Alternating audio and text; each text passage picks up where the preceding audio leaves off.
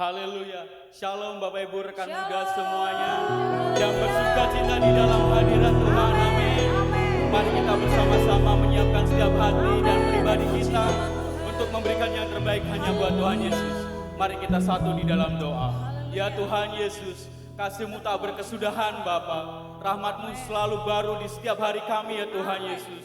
Dan kami memberikan yang terbaik untuk kemuliaan nama-Mu. Dan kami mau memujikan yang terbaik untuk kemuliaan nama-Mu. Dan kami mau bersama-sama meninggikan Engkau dan menyembah-Mu ya Tuhan Yesus. Haleluya. Amin.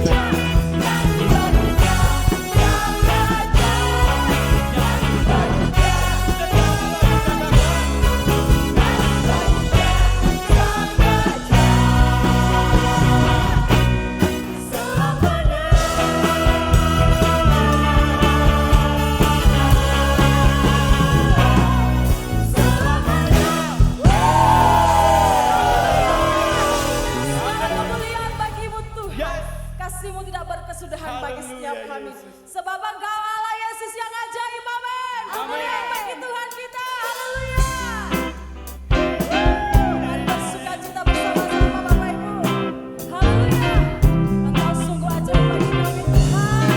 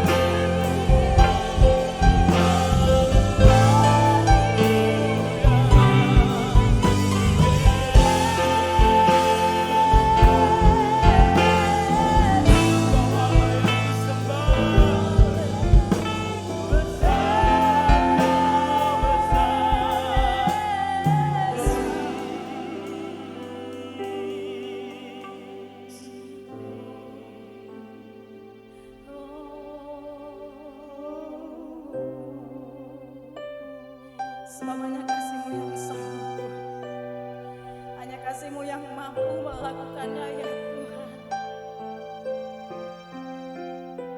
Kami rindu kehidupan kami juga menyenangkan hati-Mu. Menjadi seperti Engkau. Mengampuni. Tulus seperti salib-Mu ya Bapa.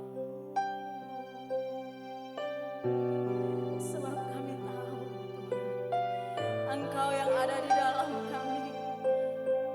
Dan kami di dalam Engkau.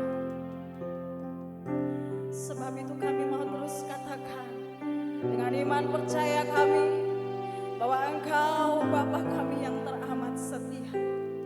Haleluya. Bapa Kau setia. Amin. Amin.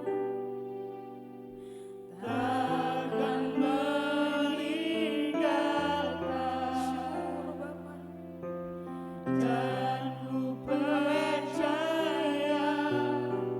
Engkau milikku, dan ku milikmu.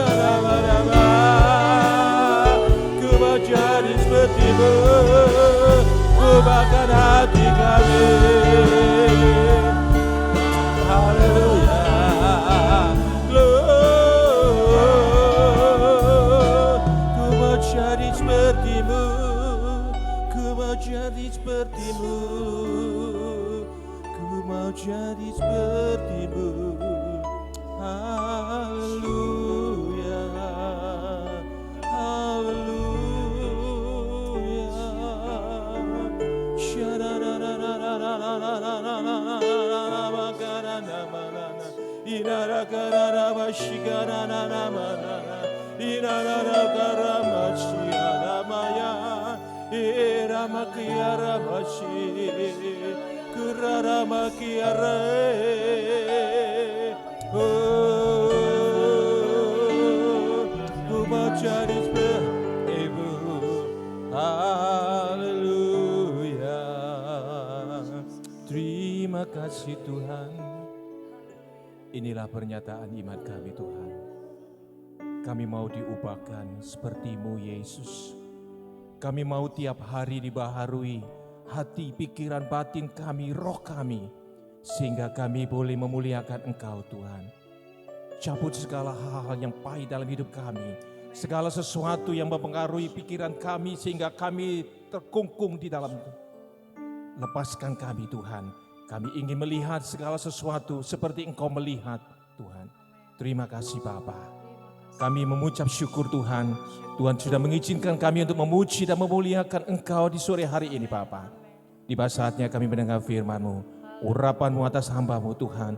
Urapan-Mu juga atas sidang jemaat yang mendengarkan Tuhan. Para aliver, para agent semuanya Tuhan. Diberkati oleh Tuhan. Roh Kudus pimpin bagian ini.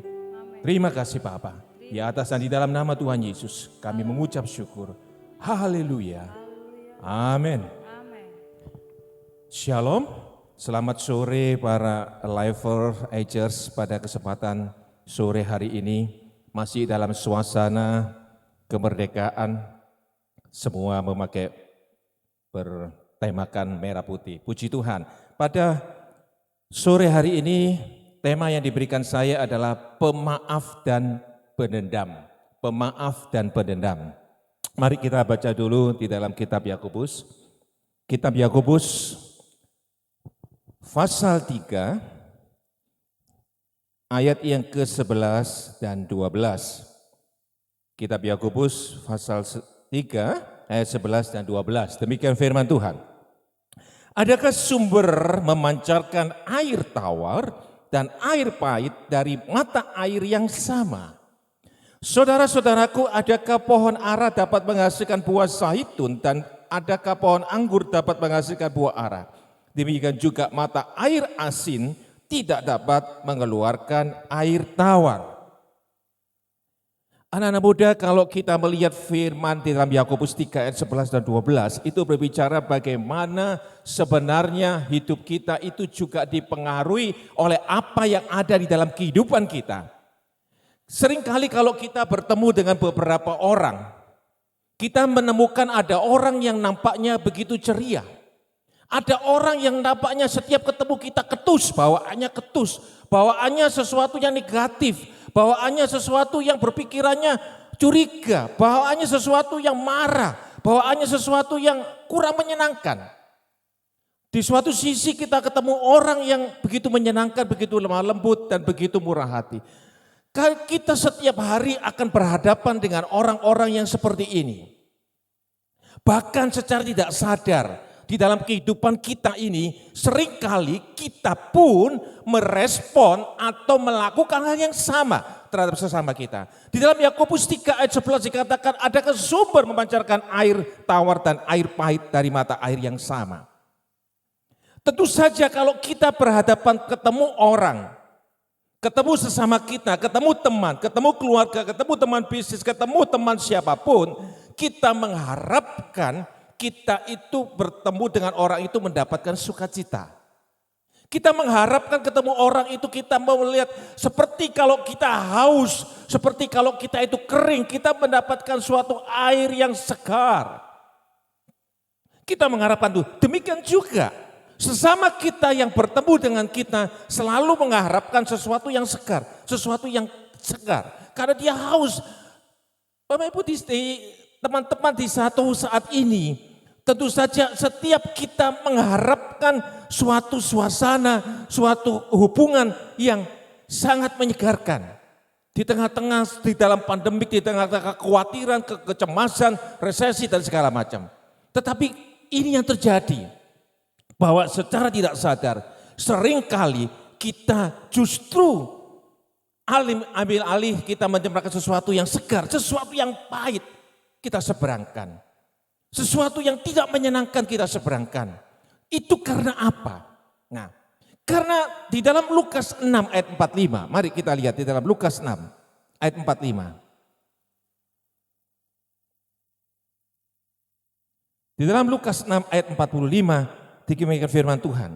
Orang yang baik mengeluarkan barang yang baik dari perbendaharaan hatinya yang baik. Dan orang yang jahat mengeluarkan barang yang jahat dari perbendaharaannya yang jahat. Karena yang diucapkan mulutnya meluap dari hatinya. Yang diucapkan mulutnya meluap dari hatinya. Demikian juga sikap, respon yang terjadi karena berinteraksi itu juga meluap daripada pikirannya. Apa yang ada di dalam pikirannya.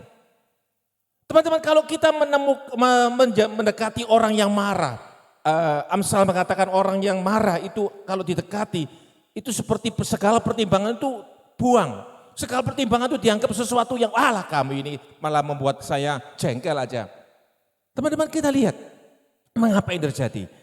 Karena di dalam hatinya itu selalu ada yang disebut dengan akar kepahitan, kekecewaan, kemarahan, kedendaman yang selalu ada dan itu diluapkan. Pada waktu seseorang itu bertobat, percaya kepada Tuhan Yesus, saya mengumpamakan seperti begini. Seperti kalau kita membeli hard disk, itu pertama diformat, dibersihkan. Kemudian hard disk ini harus diisi sesuatu. Kalau hard disk ini tidak diisi sesuatu ya kosong. Di dalam Matius dikatakan bahwa Matius 12 ayat 43 45, kalau kita itu sudah percaya pada Tuhan kosong, hati kita kosong, malah diisi, iblis itu kembali lagi untuk mengisi, malah mengajak temannya yang lebih jahat. Nah, pada waktu Tuhan Yesus berbicara dengan Nikodemus. Tuhan Yesus berbicara mengenai sesuatu yang penting bagi fondasi mengenai dasar orang yang bertobat. Nikodemus tidak mengerti. Karena pertama kali kita mengikut Tuhan, yang pertama harus bersih dulu. Harus bertobat, harus percaya pada Tuhan Yesus, bertobat dan itu seperti kosong. Nikodemus, dia dikatakan dalam Yohanes 3 ayat 10, dikatakan Nikodemus pengajar Israel. Tetapi dia tidak mengerti mengenai kelahiran baru. Nah, kelahiran baru berbicara mengenai perubahan. Sebab kalau kita percaya kepada Tuhan Yesus, kita hanya percaya tanpa gereja, tanpa dibarengi dengan suatu perubahan. Maka itu niscaya tidak akan ada gunanya. Lalu kita lihat di dalam Roma 12. Ayat ini sering sekali saya singgung. Dan ini merupakan salah satu ayat kesukaan saya. Roma 12. Roma 12 ayat yang kedua. Kitab Roma pasal 12 ayat 2. Janganlah kamu menjadi serupa dengan dunia ini, tetapi berubahlah oleh pembaharuan budimu, sehingga kamu dapat membedakan manakah kehendak Allah, apa yang baik, yang berkenan kepada Allah, dan yang sempurna. Dalam terjemahan King James dikatakan transform, perubahan. Teman-teman, kalau kita di sini nggak ada peragaan. Tapi kalau kita berbicara mengenai gelas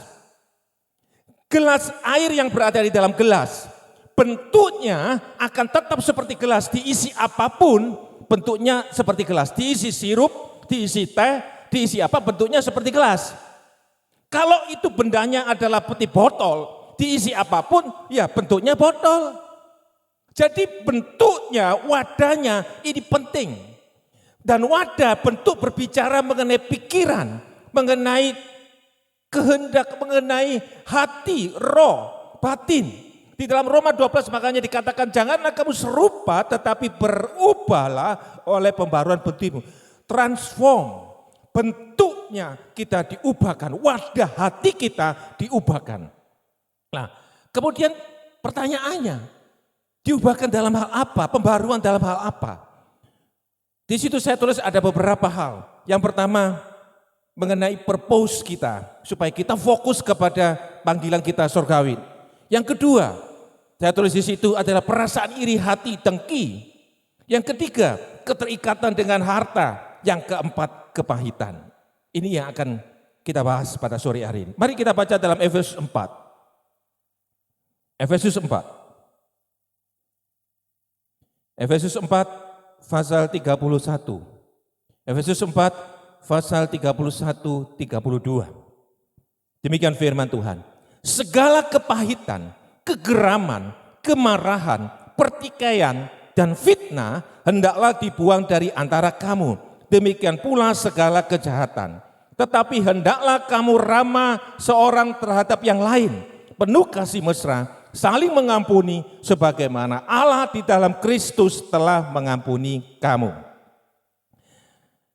Teman-teman, seringkali sebagai umat Tuhan, kita mungkin tidak mencuri, kita tidak berzina, tidak melakukan hal merampok dan segala macam. Tetapi ada hal yang penting yang membuat kita seperti bata air yang pahit kalau hati kita penuh kepahitan. Di dalam Efesus 4 dikatakan bahwa segala kepahitan, kegeraman, kemarahan, pertikaian semua hendaklah dibuang. Judulnya adalah manusia baru, dibuang. Nah, tadi saya katakan bahwa lucunya itu begini. Pada saat kita itu kepahitan, pada saat kita itu merasa disakiti, respon yang pertama yang ada dalam pikiran kita itu adalah marah. Dan ini menuju kemarahan yang ekstrim. Malah kita mencari pembenaran.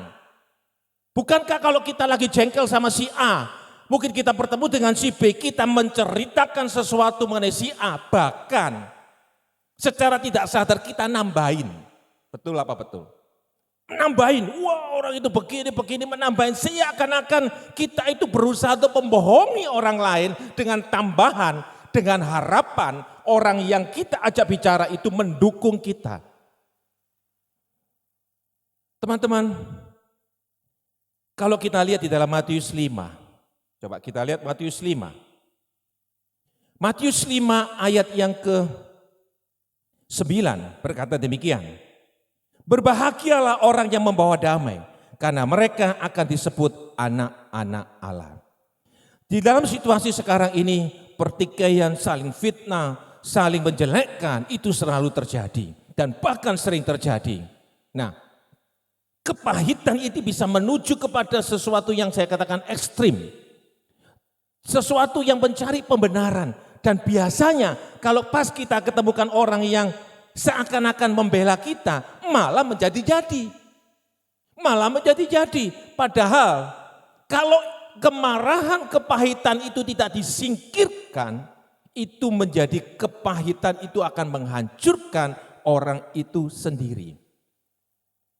Seseorang yang pahit, seseorang yang marah, seorang yang pendendam, seorang orang yang berusaha ingin balas, pikirannya hanya kemarahan. Pikirannya hanya suatu kepingin membalas, kepingin mendendam.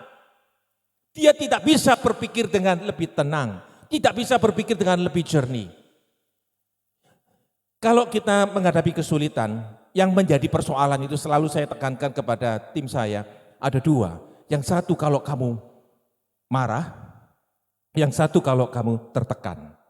Kalau kamu tertekan dan marah, itu biasanya keputusan yang diambil, keputusan emosional. Dan keputusan biasanya, keputusan hanya untuk memuaskan rasa amarah kita. Supaya kita terbebas dari amarah. Bukankah itu salah? Bukankah sebenarnya bagaimana kita mencabut akar kepahitan, akar pendendam, akar marah itu sehingga kita bisa berpikir dengan lebih jernih. Tetapi kenyataannya tidak. Saya sering kali beberapa kalau ketemu orang yang ditinggal pacarnya. Dengan pacar memilih orang lain. Itu selalu menyesal-nyesal. Saya bilang begini, ya lebih baik sekarang. Daripada nanti kalau sudah menikah, kamu ditinggal. Lebih baik sekarang kamu tahu persis apa kehidupannya. Kalau hanya persoalan-persoalan begitu dia tinggal, loh di dalam pernikahan itu tidak simple. Mungkin beberapa kaum muda belum menikah, tapi tidak simple. Persoalan itu akan semakin banyak dan persoalan itu karena ini pertentangan dari kedua pribadi. Mungkin pemikiran dari dua pribadi, tetapi di sini bahwa banyak anak-anak muda merasa tersakiti, merasa tersolimi, merasa dikhianati. Wah, saya bilang biarkan lebih baik sekarang daripada nanti. Ya. Yang ketiga, di dalam kita menyimpan kepahitan, selama kita menyimpan kemarahan, orang-orang di sekitar kita itu banyak yang terluka. Orang-orang yang banyak terluka karena kita. Sukacita kita dicuri. Jadi orang-orang yang ketemu dengan orang yang kepahitan ini bawaannya hanya melemparkan sampah. Melemparkan sampah. Dia pusing.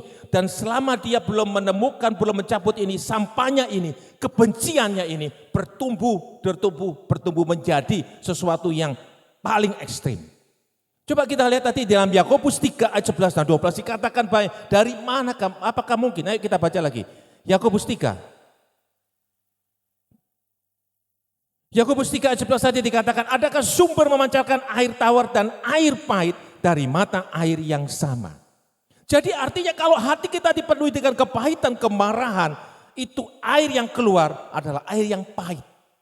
Suatu ketika bangsa Israel keluar dari Mesir, yang menuju Kanaan, dia haus, kemudian ketemu dengan Mara.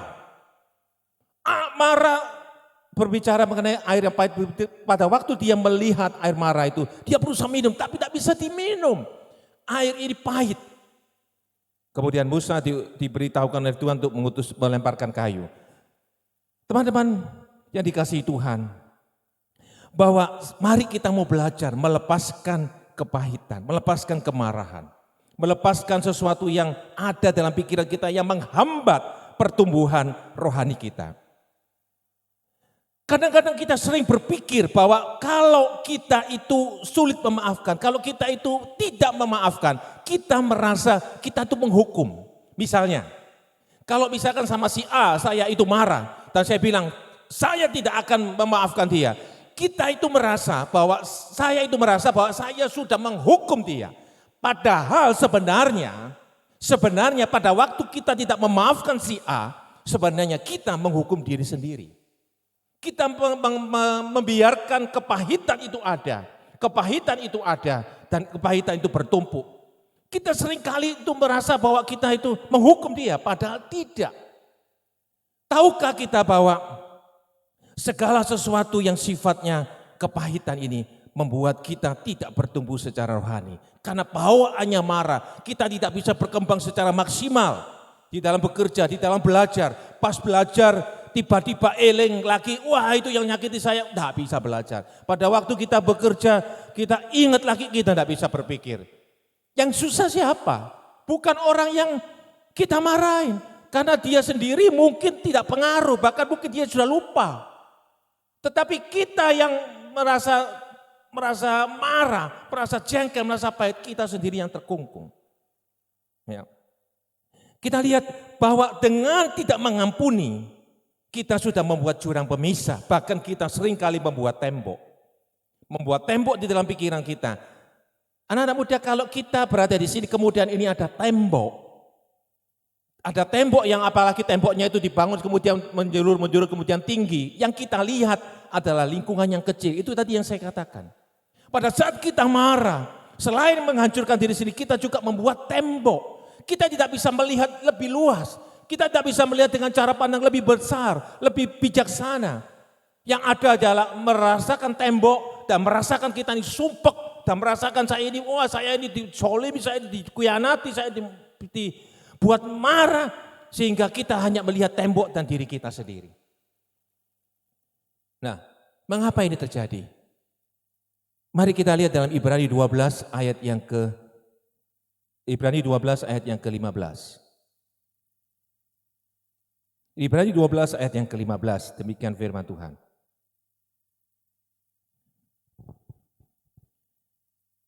Jagalah supaya jangan ada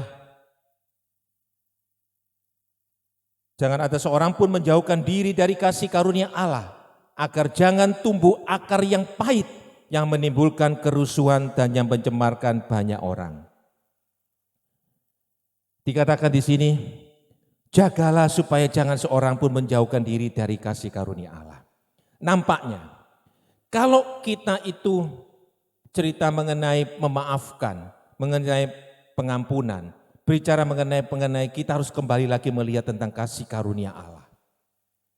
Saya ingat perumpamaan mengenai 10.000 talenta dan 100 dinar. Mengenai seseorang yang berhutang 10.000 talenta. Kalau berbicara mengenai 10.000 talenta, berbicara mengenai 1 talenta sama dengan 6.000 dinar. Sedangkan satu dinar adalah upah 1 hari. Berarti kalau 10.000 talenta adalah 60 juta hari. Tidak ada orang yang bisa hidup. Saya hitung-hitung tadi sekitar 16.000 sekian. Tidak ada orang yang bisa hidup 16.000 tahun. Berarti sesuatu itu tidak mungkin. Tetapi seringkali kepada sesuatu yang nampaknya 100 dinar, sesuatu yang bisa diampuni kita malah menahan-nahan. Sehingga timbul kepahitan, timbul menjauhkan diri dari kasih karunia. Teman-teman, pada waktu kita itu timbul kepahitan, kasih karunia itu kita hindari. Dan kita tidak merasakan betapa Tuhan yang kita kasihi, Tuhan yang mengasihi kita, itu mengampuni kita, memberikan kelegaan. Sedangkan kita mau menggandoli, sepertinya kita mau memegang kepahitan ini. Jadi akar kepahitan ini dibiarkan tumbuh. Sehingga pada suatu saat akar kepahitan ini menjadi lebih sulit lagi untuk dilepaskan. Saya memberikan contoh Daud. Ayo kita baca dalam 1 Samuel. Kalau tadi pagi Pak Juanso berbicara mengenai Yusuf, saya memberikan contoh mengenai Daud dan Saul. 1 Samuel 18. Di dalam 1 Samuel 18, berikutnya Daud dan Yonatan. Di sini adalah kalau kita baca ayat 8, lalu bangkitlah amarah Saul dengan sangat. Perkataan ini menyebalkan hatinya. Sebab pikirnya kepada Daud diperhitungkan mereka berlaksa-laksa, tetapi kepadaku diperhitungkannya beribu-ribu. Akhirnya jabatan raja itu pun jatuh kepadanya. Sejak hari itu Saul mendengki Daud. Lalu kita lihat ayat yang ke-12, 13, 14, 15 dan seterusnya. Berbicara mengenai keinginan Saul untuk membunuh Daud. Sebenarnya dari ayat yang sebelumnya, dalam pasal yang 17, Daud melepaskan Saul daripada cengkraman Goliat. Tetapi yang ada dalam pikiran Saul adalah Daud ini menjadi musuhnya, dan sejak saat itu Saul mendengki dan marah kepada Daud. Dan dia berusaha untuk membunuh Daud. Lalu kalau kita lihat ayat 18 dan seterusnya, kemudian pasal 24.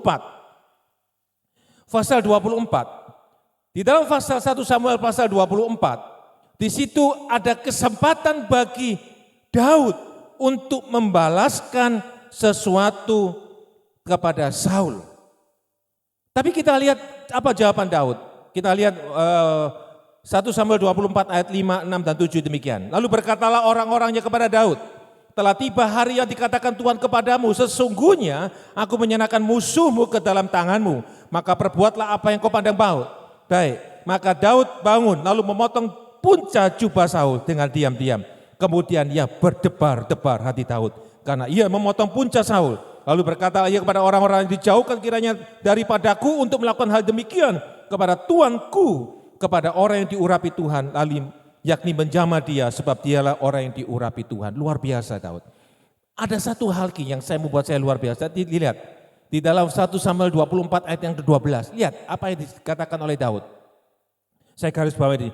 Lihatlah dulu ayahku. Luar biasa Daud. Daud ini mau dibunuh, mau dihujam panah, mau diapain. Tetapi Daud pada waktu dia mendapat kesempatan untuk membalaskan itu, dia tidak membalas. Karena di dalam hatinya tidak ada akar pahit. Di dalam hatinya tidak ada kedengkian, tidak ada keinginan untuk membalas. Daud mempunyai hati yang bersih. Sampai di dalam 1 Samuel 24 ayat 12 saya melihat terkesima. Lihatlah dulu ayahku. Dia menganggap Saul sebagai ayahnya. Orang yang mendengki dia berusaha membunuh dia anggap sebagai ayahnya. Luar biasa. Di dalam 2 Samuel 1. Di dalam 2 Samuel 1, di dalam 2 Samuel pasal 1, bagaimana Daud mendengar kabar kematian Saul dengan ada seseorang yang menceritakan tentang kematian Saul dengan harapan Daud, istilah gambar kasarnya, Daud musuhmu sudah mati, bahkan aku yang membunuh Saul pada waktu dia minta dibunuh. Ini ceritanya orang Amalek ini. Tetapi Daud marah. Dia berkata di dalam ayat 11, lalu Daud memegang pakaiannya mengoyak-oyakkan dan semua orang bersama dia berbuat demikian juga.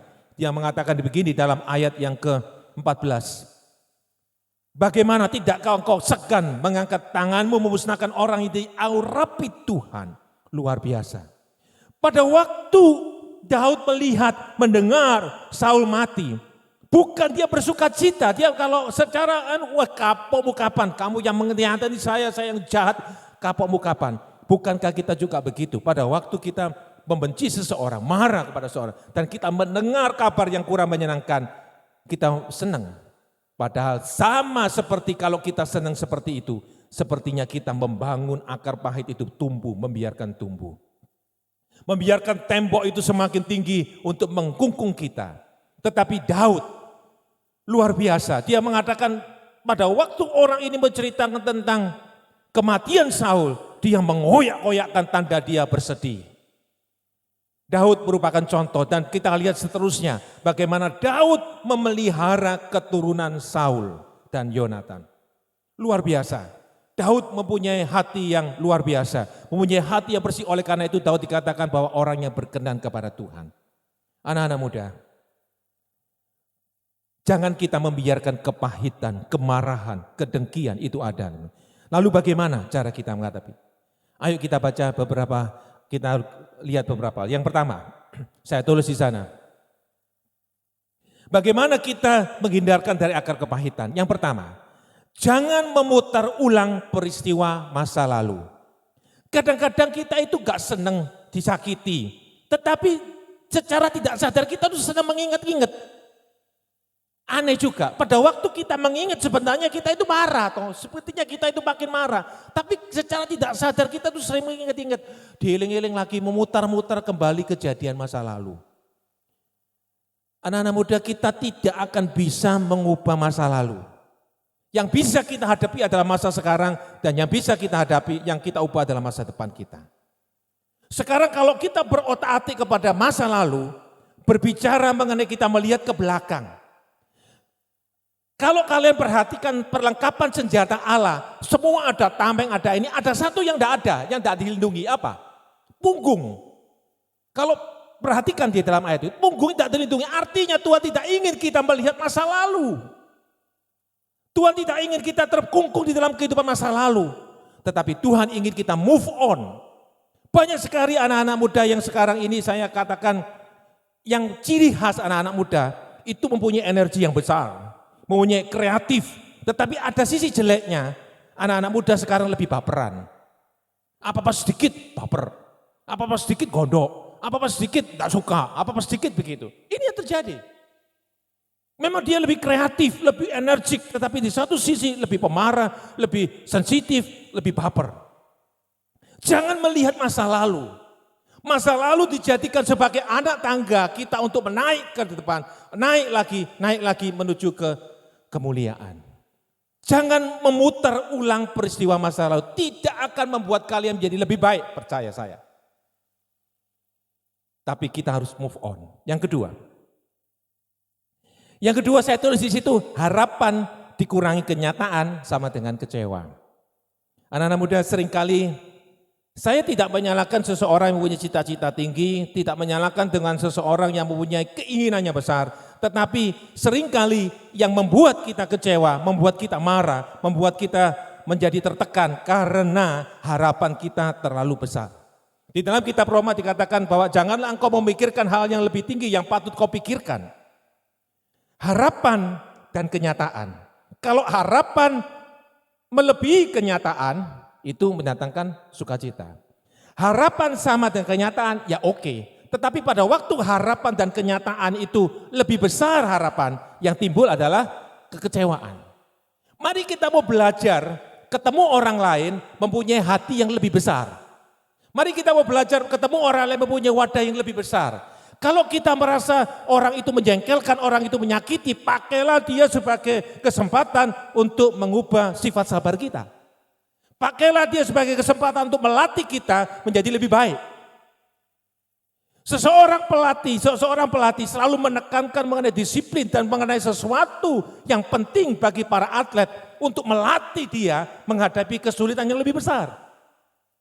Tahukah kalian pada waktu kalian menjadi lebih dewasa, menjadi berumah tangga, bertemu bekerja, tantangan kalian lebih besar. Oleh karena itu pakai itu sebagai anak tangga untuk naik lebih besar. Jadi mari kita belajar untuk membuka wadah hati kita supaya wadah hati ini menjadi bijaksana. Yang terakhir, koneksi yang salah. Pada waktu kita itu ketemu dengan orang tertentu, lalu bagaimana? Apakah kita kan berinteraksi dengan orang-orang ini tetap.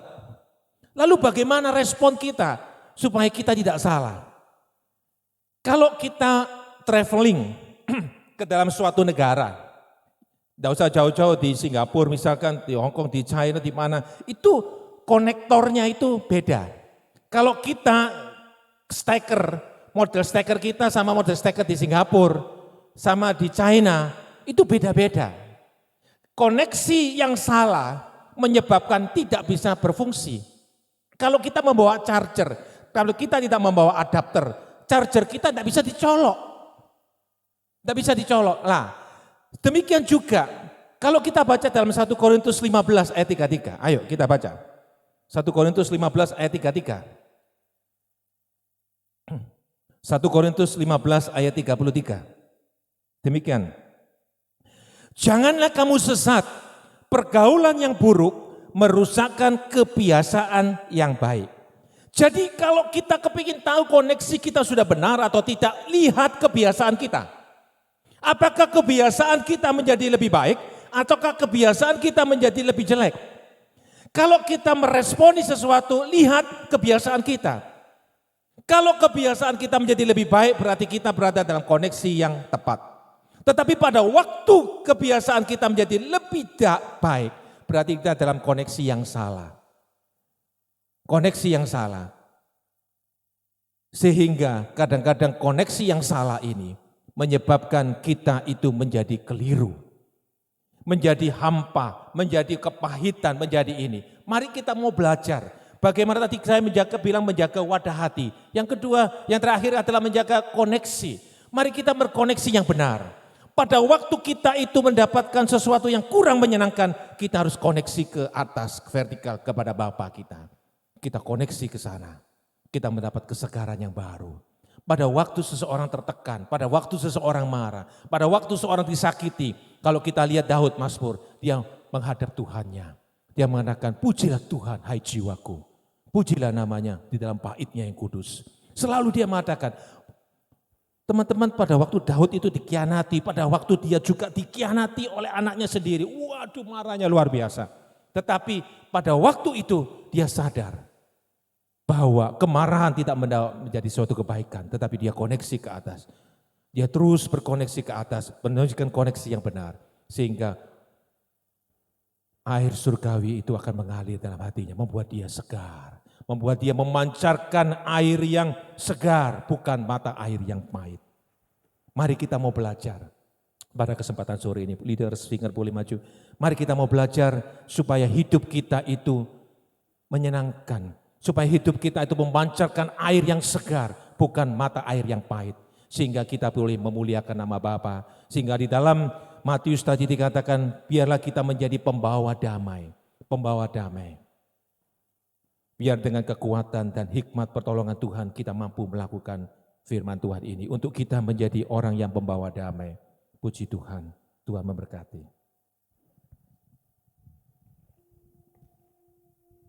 Haleluya, syukur Tuhan Yesus. Kuraba syukara bataka baratatan. Syukur. Haleluya. Mari kita menghadap hadirat Tuhan. Kita akan sujud di altarnya, memohon pengampunan Tuhan, memohon kasih karunia Tuhan. Haleluya.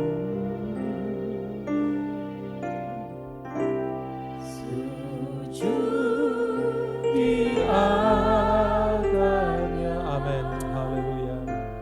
Ku bawa hidupku, ku terima anugerahnya, Dia pun, ya Tuhan bebaskan kami, bebaskan ubahlah hidupku, ya ubah hidupku.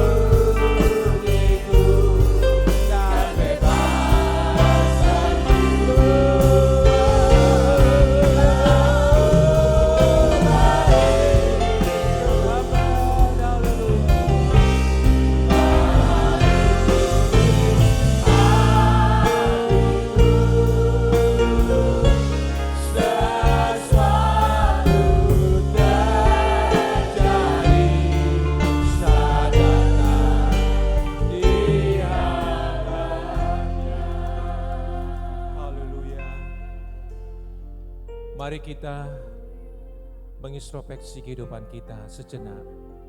Mari kita menghadap hadirat Tuhan. Kita melihat kehidupan kita. Apakah saya sebagai pribadi, sebagai anak-anak Allah membawa damai?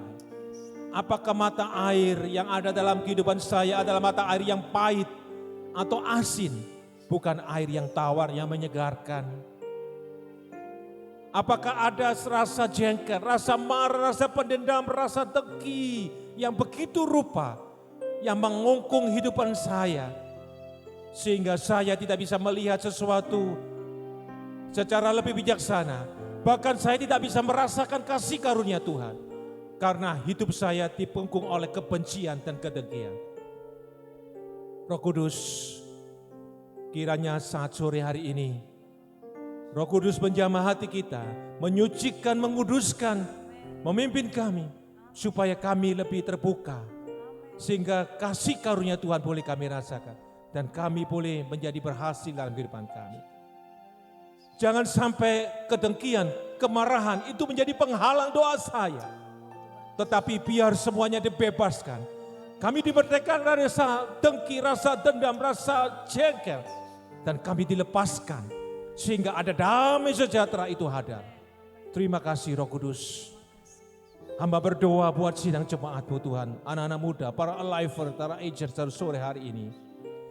Demikian juga pada sidang jemaat Bapak Ibu yang ikut streaming pada kesempatan sore hari ini. Yang ada kedengkian, kecemasan, kekhawatiran, yang ada kemarahan, rasa ingin balas dendam. Di dalam nama Yesus kami cabut akar kepahitan ini. Dan biar Tuhan memberikan damai sejahtera. Kami percaya Tuhan, kalau kami taat kepada firman-Mu, berkat itu akan terjadi dalam kehidupan kami. Kasih karunia Tuhan boleh kami rasakan, dan kemenangan terjadi dalam kehidupan kami. Terima kasih Bapa. Segala pujian, hormat, syukur hanya bagi nama-Mu. Terpujilah nama-Mu Tuhan. Sujud di atasnya.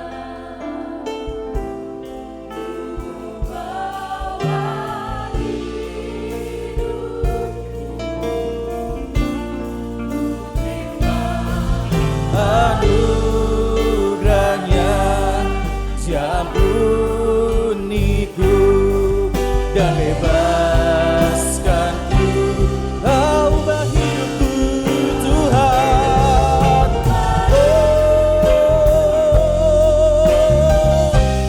Barui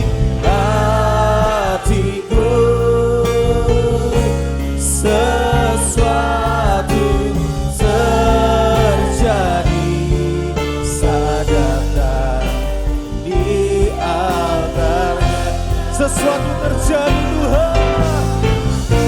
Sesuatu terjadi. Sesuatu terjadi.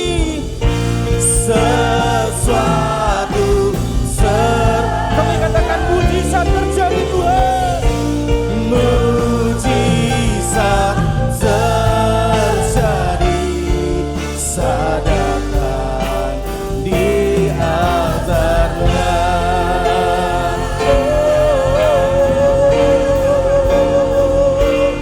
Haleluya. Haleluya.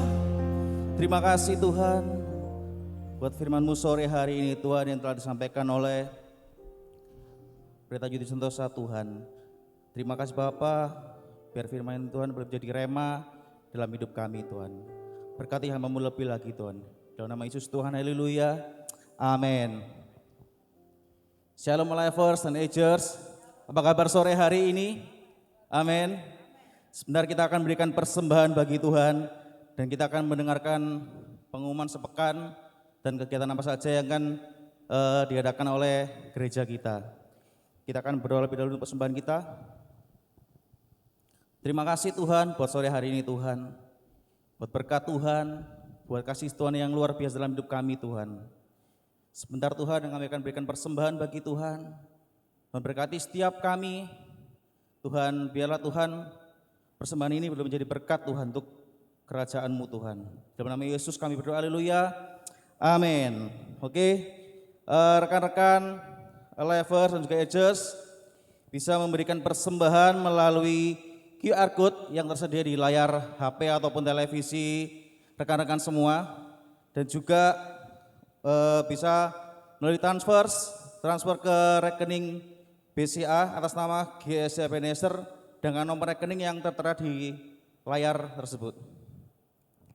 Kemudian pengumuman berikutnya adalah Worship Night yang diadakan hari Jumat 28 Agustus 2020 pukul 7 malam di YouTube GSI Ebenezer. Selanjutnya adalah Host Family bersama Bapak Gembala kita Pastor Teguh Kurniawan pada hari Sabtu 29 Agustus 2020 pukul 7 malam, yaitu sama di YouTube GSI Ebenezer Surabaya. Mari bergabung bersama-sama dengan HF ini dan kiranya Bapak Ibu Saudara boleh merasakan berkat yang Tuhan berikan melalui ibadah HF ini. Kemudian untuk ibadah minggu depan tanggal 30 Agustus 2020, ibadah pertama umum pukul 8 pagi, kemudian ibadah kedua sekolah minggu pukul 10 pagi, dan ibadah youth, ibadah ketiga jam 5 sore dengan tema murah hati versus kikir. Kemudian ibadah live on Instagram, live dengan tema keep calm atau tetap tenang pada hari Selasa 25 Agustus 2020 pukul 7 malam akan dilayani oleh Ibu Pendeta Cukai Hatu. Mari teman-teman, rekan-rekan muda, Bapak Ibu sekalian yang mau merasakan berkat lebih lagi, mari kita ikuti ibadah live on Instagram ini biar kita boleh merasakan berkat yang Tuhan berikan melalui ibadah ini. Kemudian telah tersedia warta gereja edisi digital. Bagi jemaat yang belum menerima warta, bisa menghubungi nomor WA yang tertera di medsos GSI Ebenezer yang tertera di layar, atau bisa download melalui link yang terdapat pada deskripsi YouTube. Depsos atau Departemen Sosial GSI Ebenezer memberi kesempatan bagi Bapak Ibu Saudara yang ingin membantu saudara-saudari kita yang mengalami kesulitan ekonomi sehubungan dengan pandemi COVID ini dengan cara mendonasikan melalui rekening GSI Ebenezer Bank BCA dengan tertera pada layar Bapak Ibu sekalian. Dan ini adalah foto-foto donasi Depsos yang telah dibagikan kepada jemaat GSI Ebenezer Surabaya. Kemudian Host Family sementara ditiadakan atau bisa menggunakan aplikasi online Zoom. Bagi jemaat yang ingin mengadakan AF online melalui media sosial Zoom, dapat menghubungi Saudara Kevin dengan WhatsApp berikut yang telah tertera di layar HP saudara. Semua kegiatan Departemen Sosial, yaitu aerobik, bimbel, konsultasi kesehatan, konsultasi hukum, untuk sementara waktu ditiadakan. Kemudian info diakonia, yaitu penyerahan anak, baptisan air, dan pernikahan, bisa menghubungi kontak person yang ada di layar HP Bapak Ibu sekalian. Untuk mengetahui seputar kegiatan apa saja yang diadakan oleh gereja kita, Bapak Ibu mari silakan mengunjungi beberapa info-info yang ada di sosial media melalui YouTube GC Ebenezer atau website www.gscebenezer.org atau Facebook GSC Ebenezer, Instagram gsc.ebenezer atau WhatsApp 081 2173 kali 5432 atau Twitter @gsc_ebenezer. Gereja kita juga mendukung program pemerintah yaitu Stay at Home, menjaga jarak atau physical distancing, rajin mencuci tangan, menggunakan masker atau face shield ketika keluar rumah di era new normal ini. Bapak Ibu sekalian atau saudara, kita akan menyaksikan video podcast promosi dari Komisi 11 DG.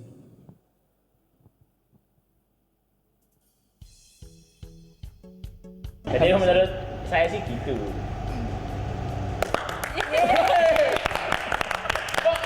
Kok saya menghibur diri saya sendiri ya? Jadi setelah aku pelayanan, aku berpikir bahwa hidupku itu bukan untuk diriku sendiri, tapi untuk orang lain. Bagaimana aku bisa berkati orang lain? Bagaimana aku bisa menjadi dampak kepada orang lain? Spontan sekali ya. Supaya fokus Oke, gitu. oke. Supaya enggak, maksudnya kalau pilih pelayanan satu-satu itu supaya enggak terlalu Mencar fokusnya. ya, jadi malah enggak maksimal. Benar, itu setuju saya dengan Jat. Kayak dalam pekerjaan kita, dalam kehidupan sehari-hari kita, di sekolah kita pun kalau kita melakukan segala sesuatu dengan hati kita melakukan segala sesuatu dengan sebaik-baiknya, maka kita bisa melayani. Dalam artian kita bisa jadi berkat buat orang-orang di sekitar kita bisa jadi alat buat kemuliaan Tuhan. Rekan-rekan muda yang dikasihi Tuhan, kita telah tiba di penghujung ibadah kita sore hari ini. Saya mengajak kita semua yang di rumah yang sedang mengikuti dengan setia ibadah kita, mari kita bangkit berdiri dan kita akan tutup ibadah kita sore hari ini. Bapa kami yang di surga, kami mengucap syukur kepada Tuhan buat jalannya ibadah ini berjalan dengan baik dan kami bisa mendapatkan pesan-pesan yang luar biasa dari Tuhan. Hati kami terangkat ketika kami menaikkan setiap puji-pujian penyembahan kami kepada Tuhan, dan kami telah diterangi oleh kebenaran firman Tuhan. Mampukan kami Tuhan untuk kami bisa menghidupi firman Tuhan ini, karena dengan kemampuan kami sendiri tidak mampu Tuhan. Kami mengundang kuasa Roh Kudus memimpin langkah kami, menuntun langkah kami untuk kami bisa melangkah menghidupi kebenaran firman Tuhan ini Bapa. Kami percaya Tuhan, ketika kami setia kepada Tuhan, ketika kami mendengar firman Tuhan, ketika kami setia melakukan firman Tuhan, maka Tuhan akan memberkati kami. Bapa, kami percaya Tuhan juga memberkati setiap kehidupan keluarga-keluarga muda, kehidupan anak-anak muda, rekan-rekan muda, mahasiswa atau profesional yang hari-hari ini mungkin sedang mengalami permasalahan baik dalam kehidupan keluarga, rumah tangga, usaha, pekerjaan ataupun studi mereka. Kami berdoa dari tempat ini di dalam nama Yesus, biarlah kuasa damai sejahtera Tuhan memberkati mereka, memimpin langkah mereka dan memberikan kekuatan bagi mereka. Terima kasih Tuhan, terima kasih. Yang sedang sakit kami percaya Tuhan sudah jamah dan memberikan pemulihan dalam nama Yesus. Mereka yang sedang terbaring lemah di rumah sakit, Tuhan jamah di dalam pembaringannya dalam nama Yesus. Mereka akan mengalami dan menerima kesembuhan dari Tuhan. Dan mereka juga yang sedang tergeletak di rumah masing-masing, kami percaya Tuhan, iman mereka dibangkitkan dan mereka akan mengalami kemenangan melalui kesembuhan yang Tuhan karyakan bagi mereka. Terima kasih Tuhan, terima kasih Yesus.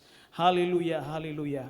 Berbahagialah orang yang bertahan di dalam pencobaan, sebab apabila ia sudah tahan uji, ia akan menerima mahkota kehidupan yang dijanjikan Allah kepada barang siapa yang mengasihi dia. Rekan-rekan kami dikasihi Tuhan, percayalah, sepanjang minggu yang berjalan ini sampai minggu ke depan, Tuhan sudah memberkati kita.